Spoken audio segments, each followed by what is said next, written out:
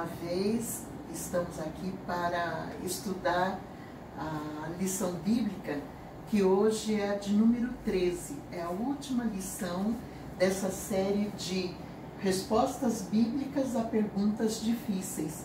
E no dia de hoje nós vamos ver que Deus, ele é truculento no Antigo Testamento? Será que o Deus do Antigo Testamento é diferente do Deus do Novo Testamento? É sobre isso que a gente vai conversar na manhã de sábado. O objetivo, então, dessa lição é mostrar ao estudante que tanto o Antigo quanto o Novo Testamento são harmônicos em revelar um Deus amoroso e um Deus justo. Então, o objetivo dessa lição é que todos compreendam que o mesmo Deus que atuou no Antigo Testamento é o mesmo que atua no Novo Testamento. E não são diferentes, né?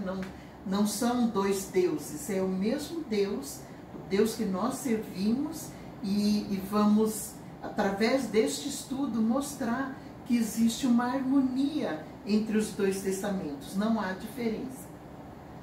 O texto base, então, para a lição de hoje, se encontra lá em Deuteronômio, no capítulo 20, o versículo 16, que diz assim a palavra de Deus: Todavia, quanto às cidades dessas nações pagãs, que o Senhor te dará como herança, não deixarás sobreviver nenhum ser vivo.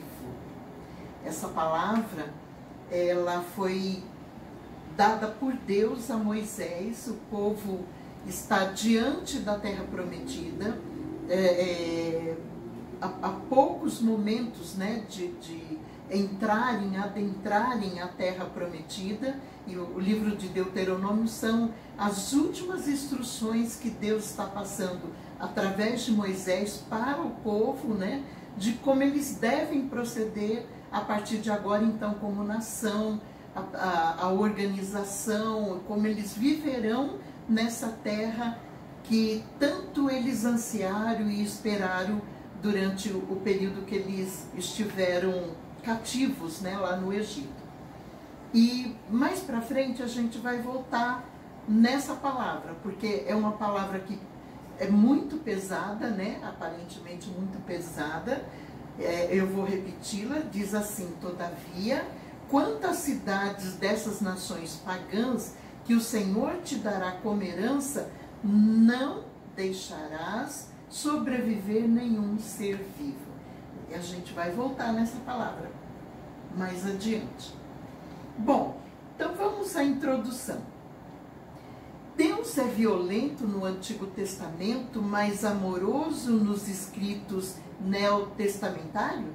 Será que há diferença? Seria o Deus revelado no Antigo Testamento um ser truculento, sanguinário e violento, ao contrário do Deus amoroso revelado no Novo Testamento? Então, nesse estudo, nós vamos buscar as respostas a essas perguntas.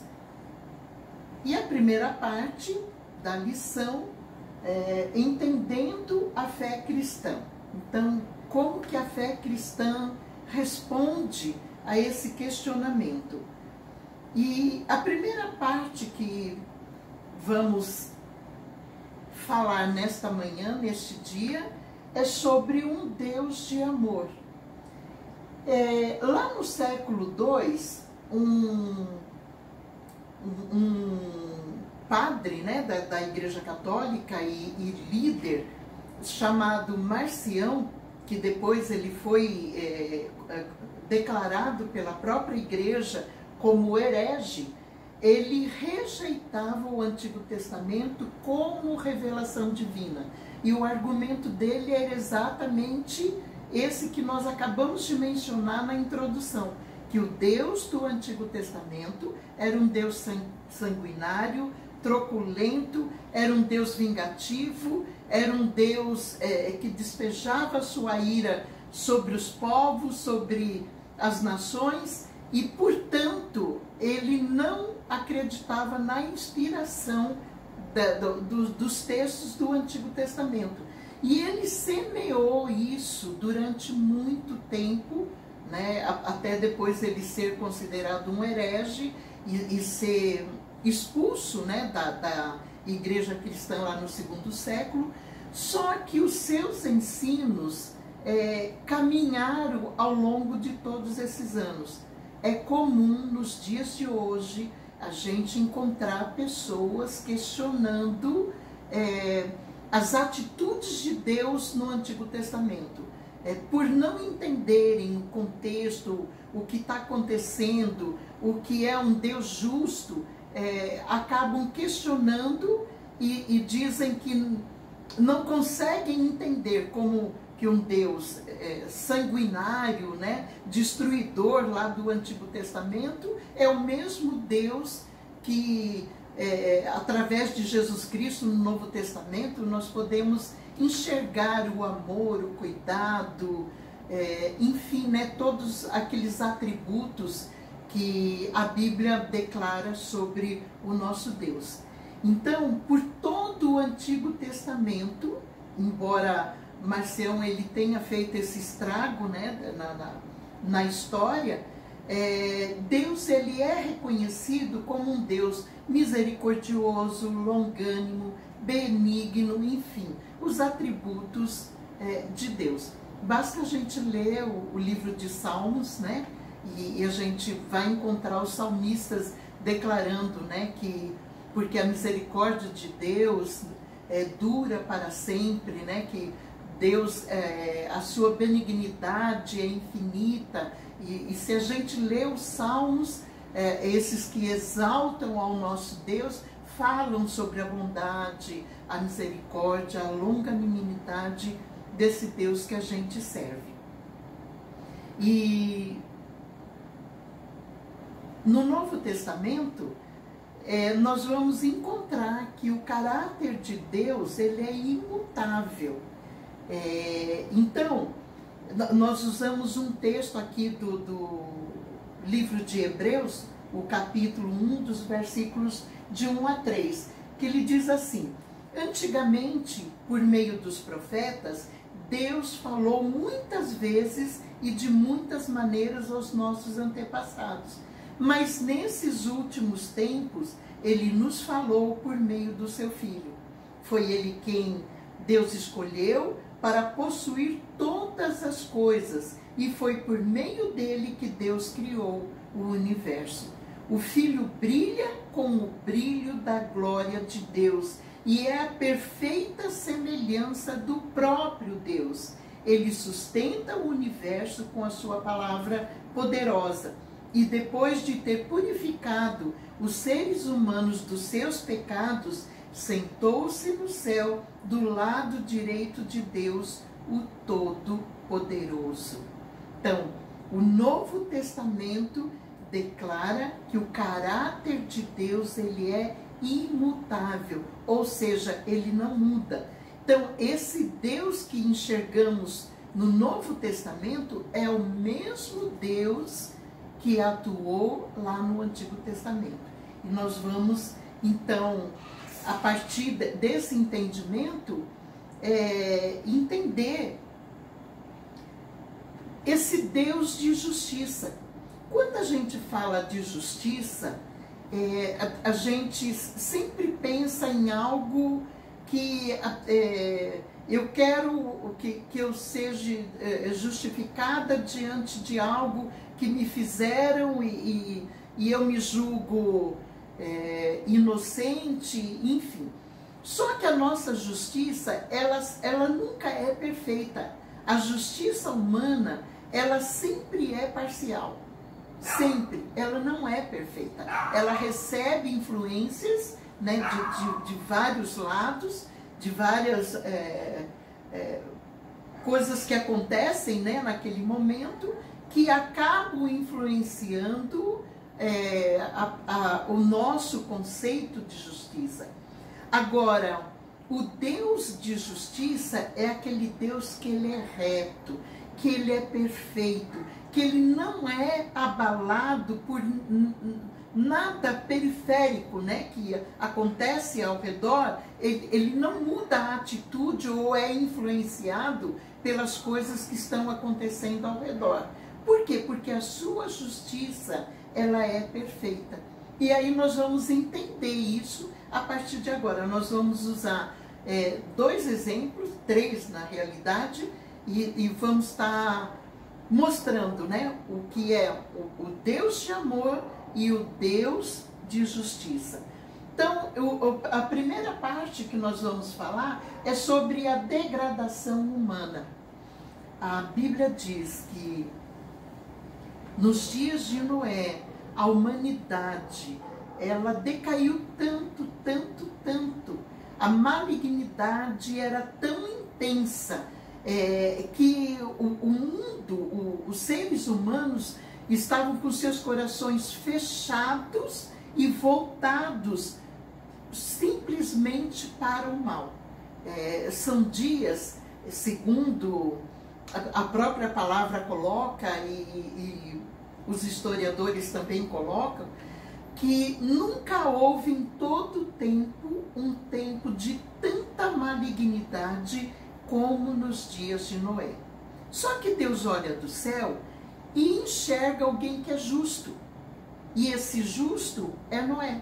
É alguém que é bom, que serve a Deus, que se importa com o próximo, que vive uma vida totalmente diferente daqueles que viviam naquela época, naquele período. E aí Deus então fala com Noé e dá uma ordem para ele, fala assim para ele: olha, você vai construir um grande barco, um grande navio, e você vai colocar todas as espécies de animais, né, um casal, pelo menos, e daqueles que são puros, que eles poderiam se alimentar, seriam 7 casais, né, para que eles se multiplicassem e eles tivessem alimento durante o período do dilúvio. E durante esse período, enquanto ele está construindo essa embarcação, ele está pregando. O Novo Testamento diz que Noé foi um pregoeiro da justiça. Então, ele estava, através da vida dele, como ele tinha uma vida totalmente diferente da humanidade daquela época, com a sua própria vida ele pregava. Mas, enquanto ele construía aquela arca, ele foi anunciando ao mundo, né, que o juízo de Deus viria sobre a humanidade. Mas ninguém ouviu. Ele então coloca a sua família dentro dessa arca, e durante 40 dias e 40 noites chove sobre a terra, e todo ser vivo foi destruído. Sobraram apenas esta família, Noé, sua esposa, seus filhos, as suas noras, né, que sobreviveram a este grande dilúvio. Mas essas pessoas que morreram nos dias de Noé poderiam dizer: nossa, mas Deus foi injusto com a gente, porque a gente não sabia, nós não fomos avisados. Não foram. A vida de Noé era um testemunho vivo. E durante todo o período em que houve os preparativos, Noé, ele pregava e anunciava o juízo de Deus sobre a terra. Só que ninguém ouviu. Então, como que a gente pode dizer que esse Deus, ele é vingativo, ele é cruel, ele é truculento, se ele deu oportunidade a todas as pessoas, aqueles que entrassem na arca seriam salvos do dilúvio? Mas ninguém ouviu. Outro exemplo, e aí continuando, né, nesses exemplos, nós vamos falar sobre a malignidade dos cananeus.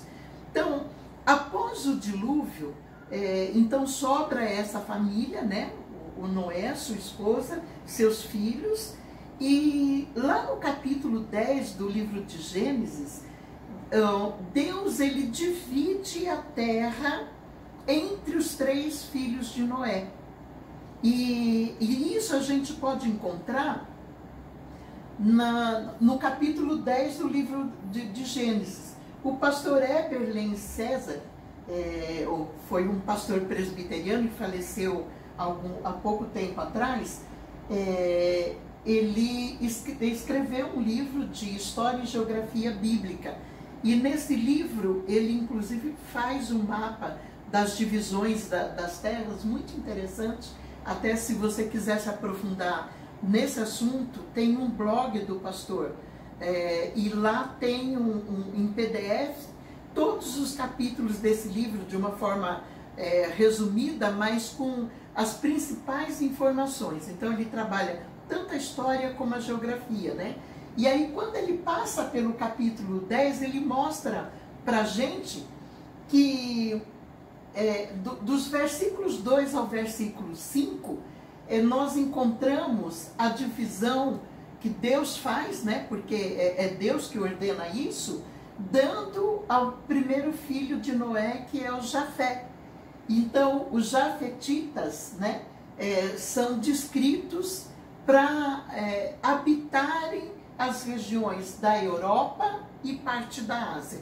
Então, vamos imaginar o globo mundial, né, aberto. Então, a parte de cima, aonde está, né, nos continentes, a Europa e parte da Ásia, então, foi dada a Jafé e a sua descendência. A segunda parte, que é a parte de baixo, foi dada aos canitas, que são os descendentes de Cão, e está lá relacionado a partir do versículo 6 até o versículo 20. E essa região, ela pega a África e a Arábia Meridional. E a parte do meio, que fica bem no centro, foi dada aos semitas, que são os descendentes de Sem, que está descrito lá a partir do versículo 21 até o 31. Essa faixa central, ela fica então entre Jafé e Cã. Vamos ver um esboço, né, de um mapa. Eu não consegui fazer cópia do mapa que o pastor César coloca lá no livro, mas se você tiver curiosidade, entre no blog dele e está lá o mapa. Então, nesse desenho, olha, as terras da Bíblia. Então, essa parte de cima, olha, onde pega aqui o mar Mediterrâneo, então, a Europa e a Ásia Menor, aos filhos de Jafé. Essa parte aqui do meio, a menor parte, a faixa mais estreita, pegando do mar Mediterrâneo, né, e seguindo para lá, foi dado aos semitas, onde eles deveriam habitar. Israel está aqui, ó, nessa região, tá? E a parte de baixo, que foi dado aos descendentes de Cão, fica o norte da África, ou a África, né, e o Oriente Médio, né, ou Arábia, como nós falamos, né? Então, Deus, ele determina aonde eles devem habitar e povoar as terras, a partir da ordem de Deus. Então, dividida dessa forma. Por que a gente entende que os semitas estão aqui nesse meio? Porque Deus, ele vai criar um povo, né? A partir de Abraão nasce uma nação, e essa nação, ela deveria ser modelo para os que habitavam acima, os filhos de Jafé, e para os que habitavam abaixo, os filhos de Cã. Mas o que acontece? Vários cananeus, descendentes então de Cã, que deveriam estar habitando nessa faixa, se deslocam e vão habitar na terra que Deus havia determinado que seria dos semitas. E aí a gente chega em Abraão. Abraão, então, lá no capítulo 15, então alguns capítulos para frente, nós vamos encontrar Deus fazendo uma aliança com Abraão. No capítulo 15, a partir do versículo 12 até o 21, e eu vou ler para você. Então, ao pôr do sol, caiu profundo sono sobre Abrão, e grande pavor e cerradas trevas o acometeram. Então lhe foi dito: sabe com certeza que a tua posteridade será peregrina em terra alheia, e será reduzida à escravidão, e será afligida por 400 anos.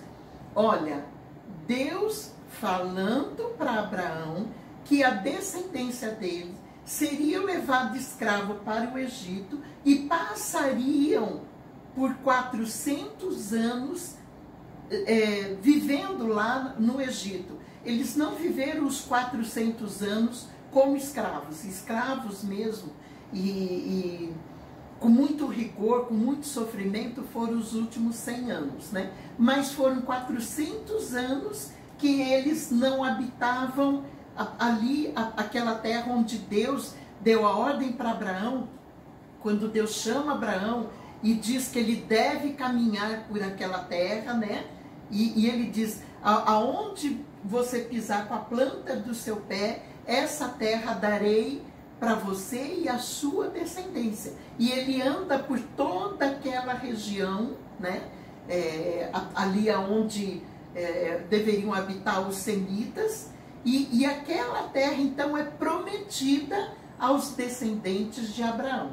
E aí seguindo: mas também eu julgarei a gente a que tem de sujeitar-se, e depois sairão com grandes riquezas, falando sobre o Egito, né? E tu irás para os teus pais em paz, ou seja, ele não veria isso, ele não passaria por isso. Será sepultado em ditosa velhice. Você vai viver até a sua velhice e você não vai ver isso. Isso vai acontecer mais adiante. Aí, versículo 16 diz: quando? Na quarta geração, tornarão para aqui, ou seja, voltarão para aquela terra onde os cananeus estão habitando, que é a Palestina. Porque não se encheu ainda a medida da iniquidade dos amorreus. Quando usa a expressão aqui os amorreus, aqui estão inclusos todas as nações que habitam aquela região, e por isso leva o nome de Canaã, aquela terra ali, porque eles estão habitando ali naquela região. Mais para frente, Deus vai detalhar quem são esses povos, né, dos amorreus. Mas o que Deus está falando nesse versículo 16? Que na quarta geração, ou seja, 400 anos depois, eles voltariam para conquistar a terra prometida, e seria depois desse tempo. Por quê? Porque a taxa da iniquidade desses povos ainda não tinha subido. O que significa isso? Que Deus estava dando uma oportunidade para esses povos, que também eram cruéis, malignos, praticavam toda e qualquer sorte de maldade contra o próximo, contra as crianças. Era um povo truculento, era um povo extremamente cruel. Os povos, né, que eram os descendentes de Cão, que habitavam ali naquela região.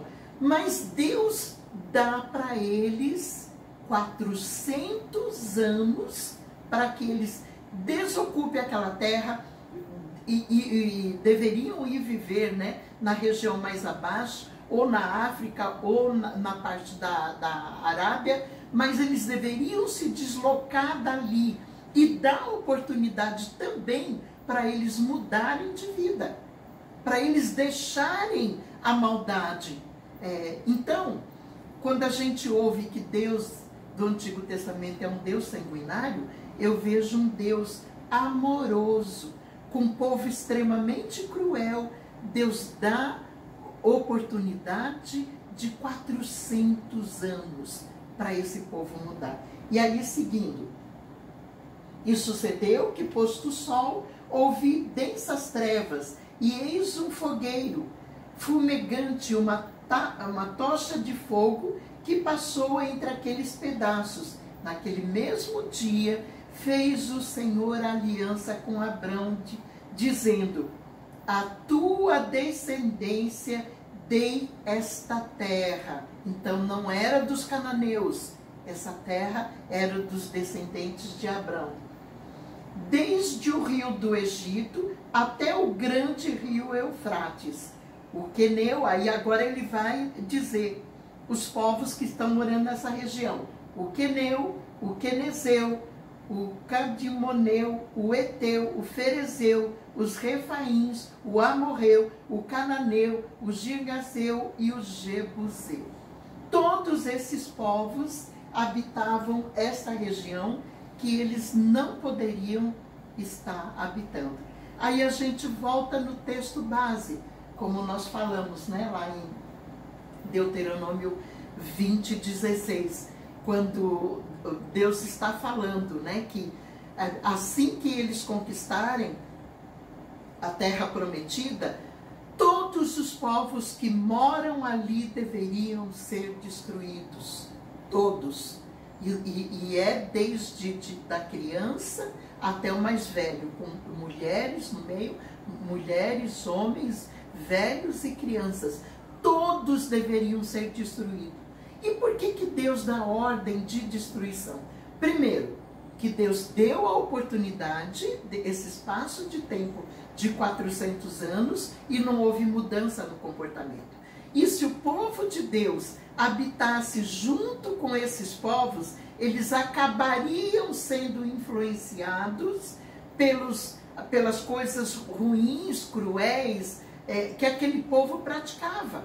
Então, para que eles não fossem influenciados por esses povos, e porque Deus já havia dado a oportunidade de mudança de vida, é que Deus então ordena, né, através de Moisés. Moisés está falando com o povo, mas especificamente a Josué, porque é ele que vai liderar, né, a conquista da terra prometida, que esses povos agora deveriam ser exterminados.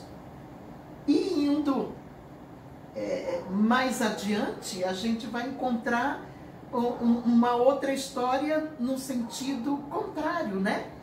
Deus chama o profeta Jonas, porque a cidade de Nínive é uma cidade cruel, maligna, praticam todo o que é de ruim, né, contra Deus, contra o próximo, e Deus então dá ordem para Jonas, que vai lá pregar, porque dali a alguns dias Deus iria destruir Nínive. E a gente conhece bem a história, né? O Jonas foge, aí vem um temporal, o navio acaba querendo naufragar e ele é jogado ao mar e engolido por um grande peixe.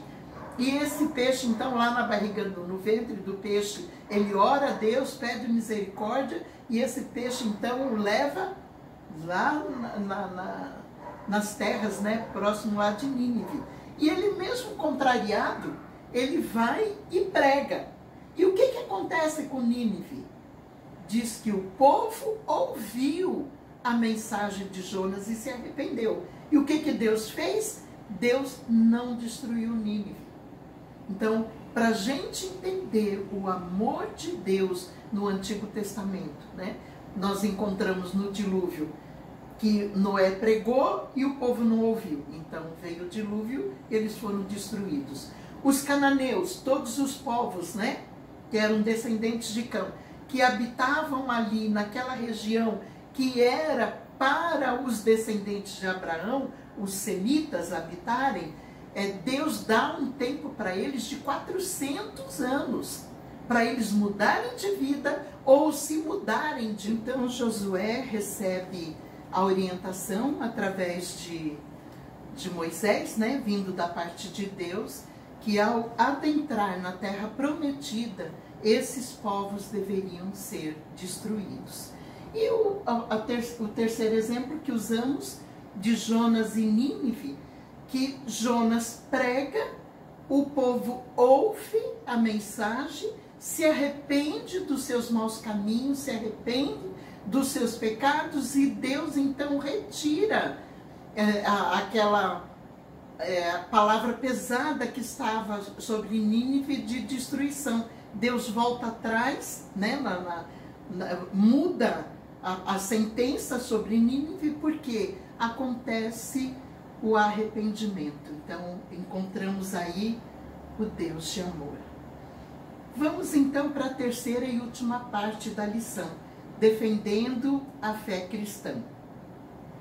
Em primeiro lugar, celebremos. Deus continua sendo amoroso. Não obstante a necessidade de exercer seu santo juízo na terra, o Deus revelado no Antigo Testamento continua sendo Pai de amor, revelado na pessoa de Jesus Cristo. Nós encontramos isso na primeira carta de João, no capítulo 4 e o versículo 16. Ele não tem prazer na morte do ímpio, mas espera que todos cheguem ao arrependimento. Então, celebremos, porque o nosso Deus, ele é um Deus de amor, né? O próprio João, na sua carta, ele define Deus como Deus é amor, né? Então, é esse Deus que nós servimos, um Deus amoroso, um Deus que quer o melhor para as nossas vidas, um Deus que cuida da gente em todo e qualquer tempo. E a segunda parte, vigiemos. Por quê? Porque Deus continua sendo justo. Deus é um Deus de justiça, é um Deus de amor, mas é um Deus de justiça. Então, Deus não encerrou os seus decretos de justiça no Antigo Testamento. Definitivamente, ele julgará a maldade por meio de Cristo. Está lá em Mateus, no capítulo 7, versículos 22 e 23. Dias semelhantes aos de Noé estão por vir. Mateus 24, 37. Hoje nós olhamos para o mundo de uma forma geral e achamos que a malignidade está imperando. E a palavra de Deus diz que isso ainda aumentará. Que nós chegaremos a viver antes, né, precedendo a volta de Cristo, nós chegaremos a viver como nos dias de Noé. Então, a malignidade, ela vai prosperar, ela vai se multiplicar ainda mais do que a gente vê. E no juízo final, o Senhor exercerá a sua reta justiça. Até lá, Deus continua manifestando a sua paciência. Ou seja, ele continua sendo longânimo, o evangelho está sendo pregado e todos aqueles que ouvirem têm a oportunidade de salvação.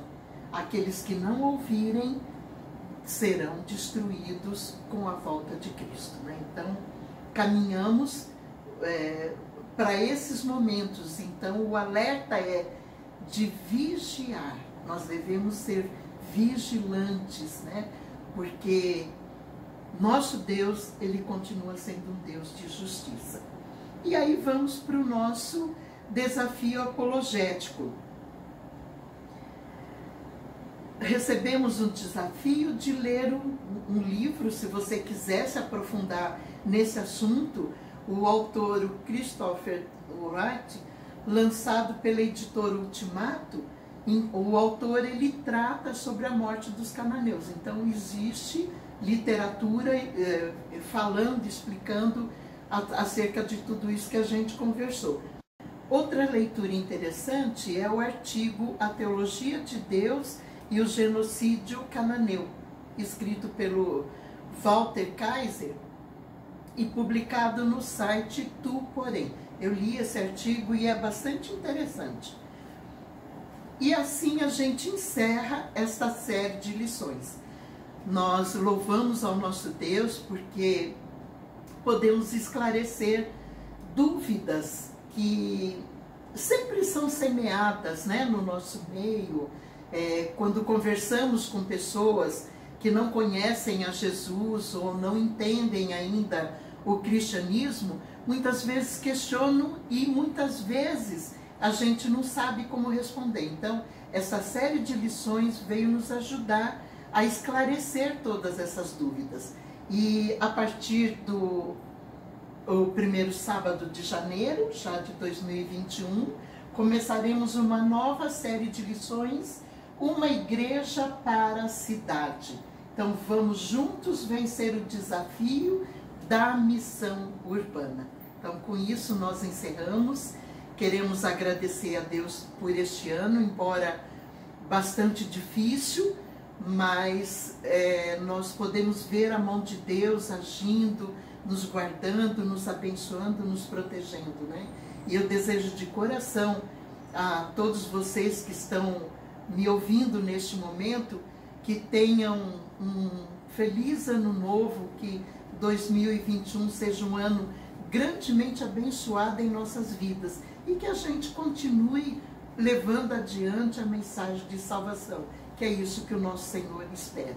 Então, fiquem com Deus, que Deus os abençoe.